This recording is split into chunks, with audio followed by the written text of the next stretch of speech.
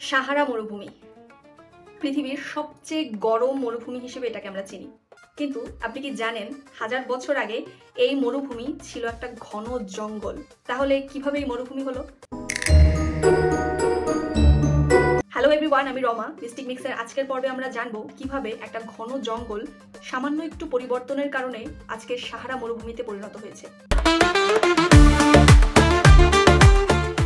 আফ্রিকার নর্থ সাইডে উত্তরাংশে 9.2 মিলিয়ন, বাপরে অনেক, 9.2 মিলিয়ন বর্গ কিলোমিটার জুড়ে এই সাহারা অবস্থিত। বর্তমানে এটা প্রচণ্ড গরম একটা মরুভূমি, কিন্তু 8 থেকে 10,000 বছর আগে এই মরুভূমি ছিল ঘন জঙ্গল।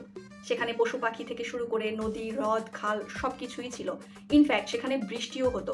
বিজ্ঞানীরা ওই সময়টাকে আফ্রিকার হিউমিড পিরিয়ড হিসেবে নামকরণ করেছিল।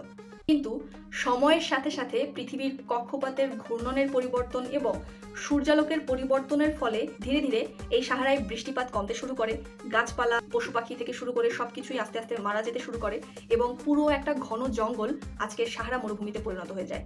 কি অদ্ভুত না ব্যাপারটা! এখন আপনার মনে প্রশ্ন আসতে পারে যে তাহলে পৃথিবী তার ঘূর্ণন পরিবর্তন কেন করলো? যদি এই ব্যাপারে বিস্তারিত জানতে চান সেক্ষেত্রে কমেন্ট সেকশনে ডিটেলস লিখে কমেন্ট করতে পারেন। দেখা হবে নেক্সট কোনো ভিডিওতে। ততদিন পর্যন্ত ভালো থাকুন, সুস্থ থাকুন এবং অবশ্যই আর্ক অফ রমার সাথেই থাকবেন। Thank you.